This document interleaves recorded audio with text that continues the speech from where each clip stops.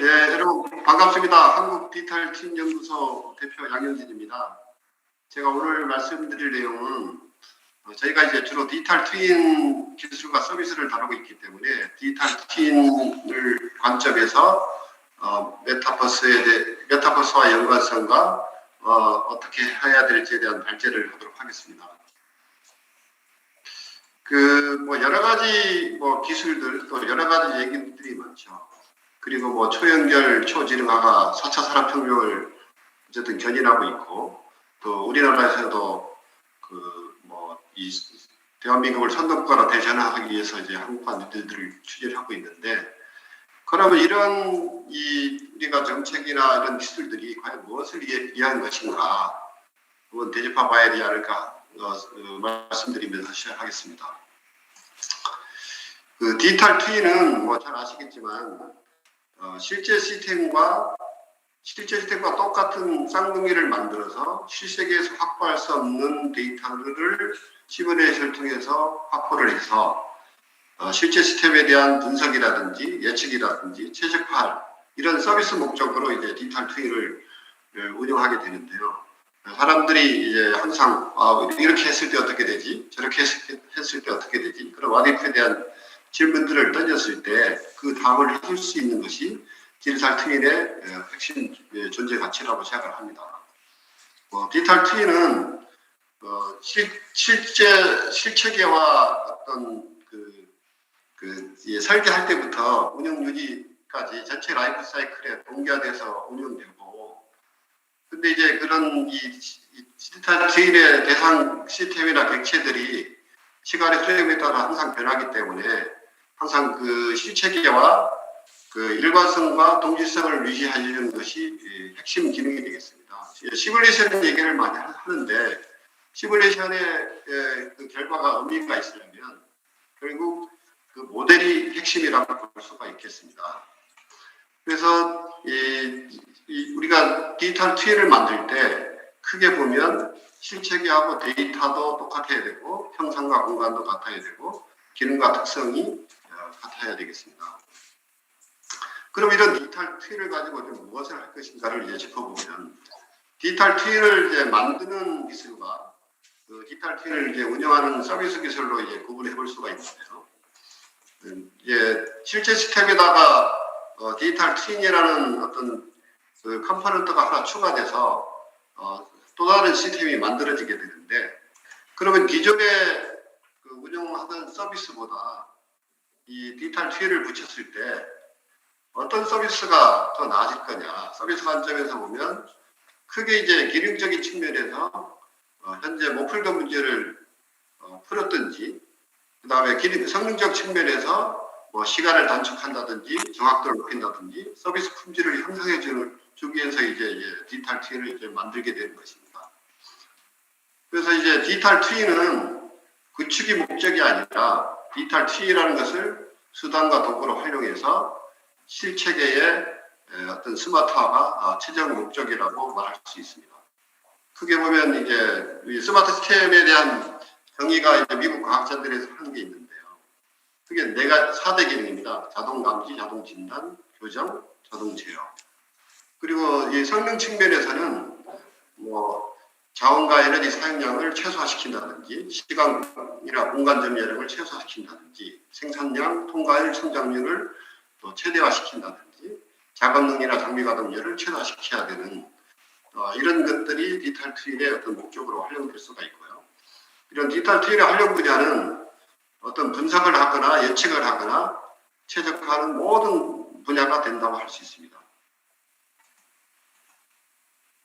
그리고 이제 메타버스에 대해서 저는 메타버스가 전문이 아니라 제가 여러 가지 문헌이라든지 강의를 통해서 들은 내용을 이렇게 정리를 해보면 메타버스는 다양한 사람들이 운영하는 공간 속을 서로 방문하며 살아가는 일종의 소우주다, 이렇게 말하는 사람이 있고요.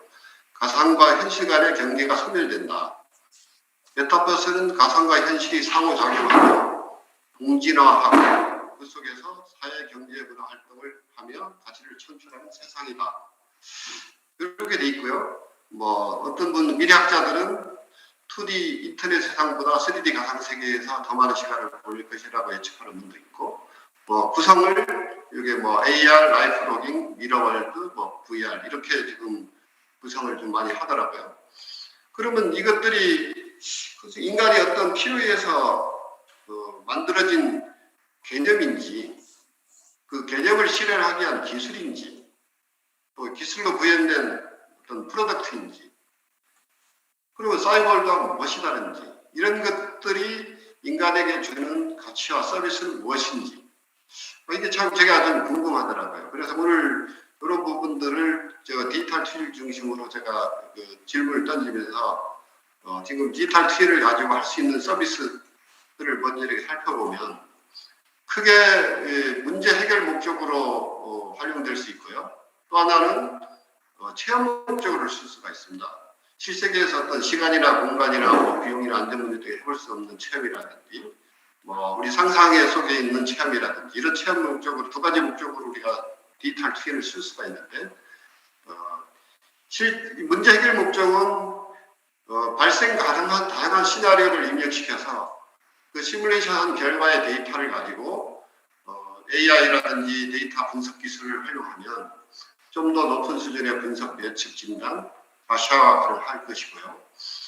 예를 들어서 오락이면 실체계에서 재미 요소를 더 넣은 이 시나리오와 모델을 만들어서 시뮬레이션 결과를 가지고 가상 체험 환경이라든지 장비를 붙이면 우리가 이제 VR이라고 이제 부르고 있고요. 그 다음에 실체계에서 이제 어떤 분석, 그 실체계뿐만 아니라 시뮬레이션 결과에 대한 데이터까지 다 포함해서 최적화, 제일 좋은 거를 찾아서 실체계를 제어하면 우리 이를 CPS라고 얘기를 하죠. 그리고 이제 그 실세계에다가 그 증강 정보를 증강하는 우리가 AR이라고 그러고, 이거를 이제 두 개를 합치는 믹스라고 MR이라고 얘기하는데, 그럼 메타버스가 추구하는 게 과연 이쪽에 가장 체험 목적이냐, 실세계 문제 해결까지, 아까 공진화라는 용어가 나왔었는데요. 서로가 같이 텐스가 가상이 융합해서 진화하는 그런 모습으로 변화할 것인가, 이런 것들이 좀 궁금합니다. 현재는 얘기되는 거 보면 주로 체험 목적으로 이제 메타버스가 얘기되고 있는 것으로 저는 이제 이해를 하고 있습니다. 그럼 우리가 도대체 그럼 무엇을 알고자 하는 것인가? 이제 뭐 현실 세계에다가 다양한 이제 인풋들이 들어오게 되면 어떤 기능을 하고 이제 아웃풋이 나오겠는데요. 이제 수학적 기호로 이제 인풋을 X, 어떤 그 기능을 F, 이제 출력을 이제 Y라고 표현한다 그러면, 우리가 알고자 하는 것이 입력 상태를 알고자 하는 거냐, 출력 상태를 알고자 하는 거냐, 이 기능을 알고자 하는 것인지, 어떤 이 Y를 어떤 X를 인풋을 시켰을 때 어떤 기능을 했을 때 어떤 아웃풋이 나오는 것을 알고자 하는 것인지, X와 Y를 줬을 때 이 펑션을 어떤 펑션을 만들려고 하는 것인지, 그 다음에 일단 출력을 냈을 때 어떤 인풋을 넣었을 때 이런 출력이 나올 것인지를 알고자 하는 것인지, 아니면 이런 형상을 알고자 하는 것인지, 저는 우리가 알고자 하는 것이 이 7개 안에 다 들어있다고 생각합니다. 시스템 관점은 우리가 시스템 공학적으로 디지털 트윈도 이제 우리가 일을 해나가고 있는데요. 이제 세상은 복합 시스템으로 구성이 되어 있죠. 그 시스템은 크게 보면 사람이 만든 프로덕트, 그 다음에 그걸 운영하는 사람들, 그 다음에 그걸 운영하는 프로세스, 세 개의 서스리피로 이제 구성이 되는데, 이것들이 이제 컴퓨터화 시키려면 이제 모델을 만들고, 결국 이런 모델들이 각각의 트윈이 되고, 우리가 목적에 따라서 이 세 개의 요소를 다양하게 조화롭게 운영을 해서 이제 디지털 트윈을 이제 구성하게 됩니다. 그럼 아까 잠깐 말씀드렸지만, 우리가 이제 시스템에다가 어떤 입력을 갔을 때 어떤 아웃풋이 나올 건지, 이거를 하는 것은 분석과 예측의 문제고요. 그 입력과 출력을 주었을 때 어떤 시스템을 만들 것인지 하는 것은 설계의 문제고, 이런 출력을 내고 싶은데 어떤 인풋을 가해야 될 것인지 하는 문제가 최적화의 문제입니다. 저희 디지털 트윈 연구소에서 다루는 문제는 이 세 가지 문제를 다루고 있습니다. 그리고 이거를 해결하는 방법으로 시스템에서 데이터를 수집해서 머신러닝을 해서 데이터 모델을 만들어서 결합적 추론을 하는 방법과 실제로 이 시스템의 어떤 동작이나 운영 법칙을 가지고 모델을 만들어서 시뮬레이션해서 시뮬레이션 데이터를 가지고 데이터를 분석하는 이런 방법이 있죠. 이 부분은 데이터 과학적인 어떤 블랙박스적 접근 방법이고요. 밑에는 어떤 이론이나 동작 원리를 가지고 하기 때문에 화이트박스 접근법이라 합니다. 실제로 이제 이 지식이라든지 데이터의 범위를 보면 어떻게 하는 것이 문제를 잘 풀 수 있는지는 알 수가 있을 것입니다. 그럼 이제 디지털 트위는 크게 보면 이제 세 개를 복제하는데요. 데이터를 복제하고 형상과 공간도 복제하고 그 다음에 행위나 기능을 이제 복제하게 되는데 요즘 이제 디지털 트윈 그러면은 3D 이쪽을만 얘기하는 분들이 많습니다. 이거는 극히 일부 부분이고요. 그것도 목적에 따라서 GIS나 빔, 3D CAD 정보를 쓰게 되고 그에 따라서 3D나 2D를 쓸 수도 있겠죠. 그리고 이제 행위 모델은 크게 이제 시뮬레이션 모델을 만드는 방법, 데이터 모델을 만드는 방법 두 개의 장단점이 있기 때문에 그걸 융합한 바스 모델을 만드는 방법이 있습니다. 그러니까 디지털 트위는 이게 세 개가 다양한 조합으로 이루어지는데요. 우리가 이제 가장 많이 쓰는 게 이제 내비게이션인데, 내비게이션은 이제 GPS 데이터와 그 다음에 GIS, 그 다음에 교통 시뮬레이션 모델이 결합이 돼서 이제 만들어지게 되는데, 여러분 생각해 보십시오. 이제 이 최적 경로를 안내해주지 않거나 도착 시간 예측을 잘 안 해준다 그러면 그 디지털 내비게이션을 쓰시겠습니까? 네, 그런 것들이 우리 실생활에 이제 어떻게 보면 데이터에도 깊숙이 좀 들어와 있다고 볼 수 있습니다. 그래서 이제 이 모델을 만드는 방법은 아까 두 가지라고 말씀드렸는데요. 이제 데이터를 가지고 기계학습시켜서 만드는 방법과 도메인 날리지를 가지고 만드는 방법이 두 가지가 있는데 두 개가 이제 다 장단점이 있습니다. 그래서 이제 데이터 과학적으로 하는 방법은 여러분도 잘 아시겠지만 이 상관관계를 모델링하기 때문에 원인을 알 수가 없어요. 그리고 아까 그 시스템 구성 요소 3P 중에 뭐가 하나가 막혔을 때 예측이 안 된다는 문제가 있습니다. 데이터가 없는 거랑 마찬가지죠. 그리고 우리가 이렇게 했을 때 어떻게 되고 저렇게 했을 때 어떻게 하는 그 시뮬레이션 모델과 결합 운영이 안 된다는 문제 있습니다. 또 다른 문제는 데이터의 편향성의 문제도 있죠. 그리고 전통적으로 이제 시스템 과학적으로 푸는 방법은 도메인 난리지를 우리가 이해하는 게 사실 어렵죠. 그리고 이해했다 하더라도 컴퓨터가 알아들을 수 있도록 모델링 하는 방법도 어렵습니다. 그리고 이 모델을 만들어서 시뮬레이션 한 결과에 대해서도 반드시 이제 밸리데이션을 해야 되는 그런 구조적인 문제가 있습니다. 그래서 이런 것들을 각각의 장점을 가지고 상호 보완적으로 융합한 바스 모델이 저희가 하는 이제 핵심 기술이고요. 여기다가 ICT를 붙이면 시스템에 대한 설계, 운영, 유지 보수 등 전 수명기기에 걸쳐서 검증하거나 분석하거나 최적화하거나 예지 등에 활용될 수가 있고 현실적이고 실내적이고 창의적으로 문제를 해결할 수 있다는 그런 효과가 있습니다. 그럼 이런 서비스 측면에서 보면 이 모델이 없을 때는 정보 수준의 서비스가 가능하겠죠. 정보 서비스죠. 현상을 인식하는 거. 아까 인풋, 아웃풋 이렇게 아는 거죠. 그 다음에 이제 이 데이터 모델을 쓸 경우에는 지식 수준의 서비스가 가능한데 예측이죠. 어떻게 될 것인가. 그런데 현재 상태하고 똑같은 조건이 있을 때 이제 그게 유효하지만 미래는 계속 변하거든요. 이 변화하는 것들을 반영해서 예측은 안 된다. 그리고 그런 것들을 이제 보완하게 해서 시뮬레이션 모델을 쓰는데 궁극적으로는 내가 어떻게 해야 하는 것이 최적이냐, 최적 대안을 찾아주는 것이 필요한 것이죠. 그러니까 인식하고 예측하는 이유도 결국 나의 그 어떤 결정과 행동을 위해서 필요한 것이죠. 그런 것을 우리가 이제 지혜 수준의 서비스죠. 그래서 스마트 서비스라고 우리 얘기를 하고, 궁극적으로 필요한 것은 여기까지 올려야 된다, 앞으로. 이런 생각을 합니다. 그래서 적용 사례를 저희가 살펴보면, 워게임에 좀 했던 사례입니다.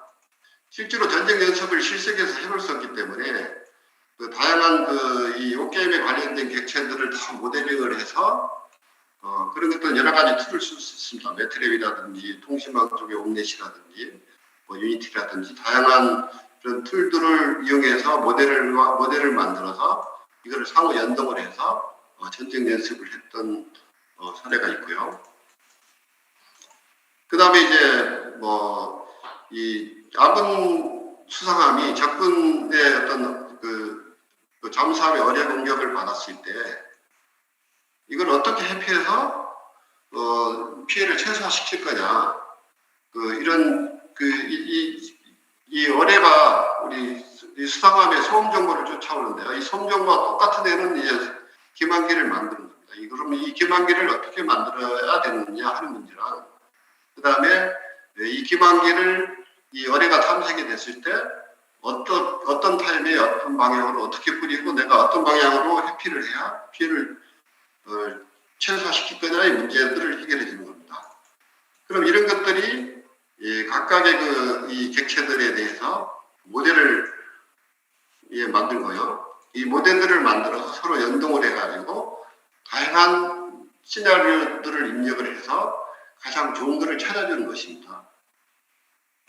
기만기 만들 때도 쓰고 우리가 FM대로 해라 할 때 그 FM을 잘 만드는 데서 활용됐던 사례가 되겠습니다.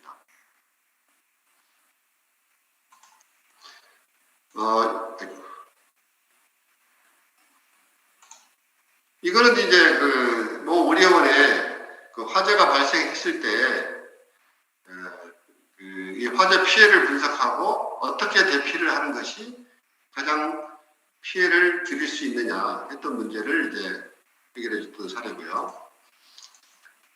요거는 이제 제주도의 교통 문제를 해결하기 위해서 이제 대중교통 체계를 30년 만에 개편을 했는데, 제주공항 내부 도로입니다. 여기에 이제 버스 전용 차선을 놔야 된다, 말아야 된다 가지고 도청과 이제 공항공사가 서로 이제 이견이 있었는데요. 이런 것들을 과거에 요일별로, 계절별로, 시간대별로 이제 데이터를 수집을 해서 또 이런 자동차라든지 신호등 이런 신호 체계들을 각각 모델을 만들어서 이제 시뮬레이션을 해보는 겁니다. 그래서 어떻게 하는 것 좋은지 교통정책을 수립했던 사례고요. 이 부분은 이제 신호체계를 최적화하기 위해서, 결국 신호체계를 최적화하는 목적은 교통흐름을 가장 원활하게 하는 것을 찾는 건데요. 여의도의 교차로 8개를 가지고 저희가 이제 해봤던 사례가 되겠습니다.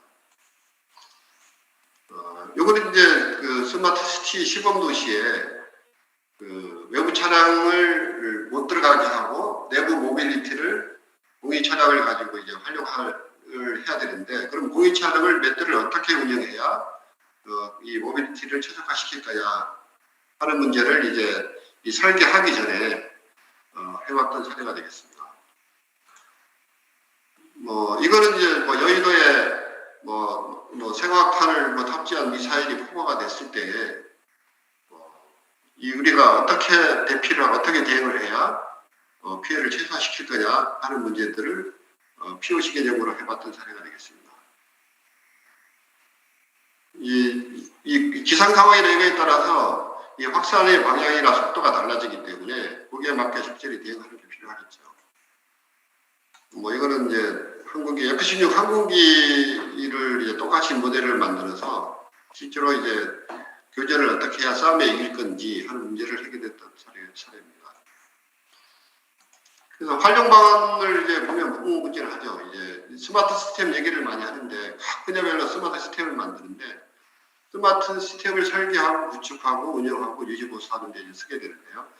이제 데이터가 설계 때부터 유지보수까지 일관성이 관리하는 디지털 스레드가 이제 구축이 돼야 되고, 이제 설계를 할 때는 디지털 트윈이 먼저 만들어지고, 이제 실제 시스템이 구축이 되게 되면, 또 이제, 실제로 건설할 때는 이 설계를 검증할 목적으로, 설계를 최적화하는 목적도 쓰이고, 설계를 검증하는 목적으로 쓰이고, 시험 단계에서는 이거를 이제 시험 평가랑 운영 분석할 때 이제 쓰이게 되고, 쌍으로 이루어져 가지고요. 예, 요지나 서비스 단계에서도 진단이라든지 보수라든지 최적화 목적으로 이제 활용될 수 있습니다. 선박이나 뭐 자동차나 뭐 항공이나 다 비슷한 개념이 되겠습니다. 그리고 이제 실체계에서 우리가 이제 분석, 검증, 최적화 목적으로 쓸 수 있는데, 이제 데이터를 수집을 해서 기계학습해서 AI를 써가지고 데이터 모델을 만들어서 현재 운영의 문제점을 분석하거나 예측하거나 최적화하는 목적으로 쓰이는데, 그런 현재 상태 유지 시에 가능한 얘기고요. 그런 문제가 분석이 되거나 예측이 됐을 때 새로운 이 문제를 해결한 새로운 대안이 제시가 될 것입니다. 그럼 이 대안에 대해서 검증이 돼야 되지 않겠습니까? 오히려 대안을 했는데 더 나빠지면 안 되니까 이 대안에 대한 검증이 필요한데, 그 방법으로 이제 이 시뮬레이션 모델을 만들어서 실제로 실책에서 데이터를 가지고 넣어보거나 가상적으로 발생 가능한 상황에 대한 데이터와 이벤트를 넣어가지고 현재 운영뿐만 아니라 가상 운영에 대한 시나리오 분석도 하고, 그 대안을 하나의 시나리오로 넣어가지고 대안에 대한 검증도 가능하고요. 대안을 사용했을 때 예측도 가능하고, 기존 운영뿐만 아니라 대안까지 다 포함해서 최적 대안을 찾아낼 수 있는 목적으로도 활용될 수 있습니다. 그 다음에 이제 지금 빅데이터 기반의 AI는 항상 이제 데이터가 문제인데요. 이 실책에서 데이터에 확보할 수 있는 한계가 있기 때문에 이 디지털 트윈을 추가해서 가상 실험을 해서 실책에서 확보할 수 있는 데이터보다 엄청난 데이터를 확보할 수가 있습니다. 구글이 이제 자율주행을 기술을 개발하기 위해서 2012년부터 지금도 데이터를 확보하기 위해서 달리고 있다는데요. 165km 이상을 달렸다 합니다. 그러면은 이제 165km 달려서 확보한 데이터 안에 앞으로 발생 가능한 모든 상황의 데이터가 포함되어 있을까? 이렇게 반문을 해보면 답은 명확하리라고 생각합니다. 그 다음에 이제 정비에는 이제 요즘 컨디션 베이스 메인턴스를 하는데요. 데이터를 잘 수집을 해서 처리해서 정비 의사결정을 하는데, 디지털 트윈을 만든다 그러면 실체계에서 확보가 불가능한 다양한 시뮬레이션을 통해서 이제 폴트 인젝션을 시켜볼 수가 있겠죠. 그럼 폴트 인젝션을 시켜서 그에 대한 원인과 결과를 데이터 사제를 만들면 그 정비의 어떤 그 의사결정 수준이 엄청 높아지리라고 생각합니다.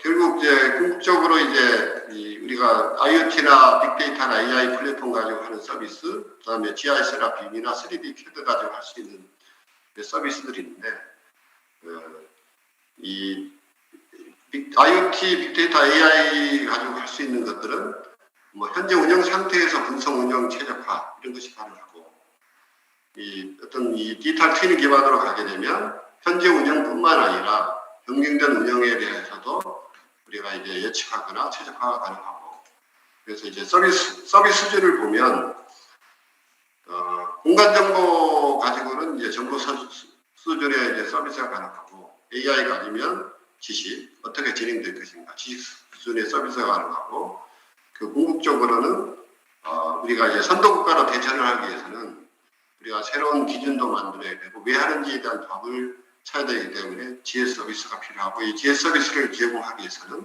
디지털 트윈 기반의 서비스가 반드시 이제 필요하다고 생각합니다. 그러면은 이제 이런 그 혁신을 위해서 디지털 전환을 엄청나게 이제 국가적으로 기업에서도 엄청나게 추진을 하고 있는데, 그러다 보니까 이제 데이터가 폭발적으로 증가합니다. 그리고 정보와 지식도 넘쳐납니다. 심지어 이제 가짜 진짜도 이제 구분하기가 어려운 시대가 됐습니다. 그리고 이러한 상황에서 무엇이 필요한가? 우리가 앞만 보고 계속 달려오고 있는데 한번 짚어봐야 될 이런 시점이 아닌가 생각이 들고요.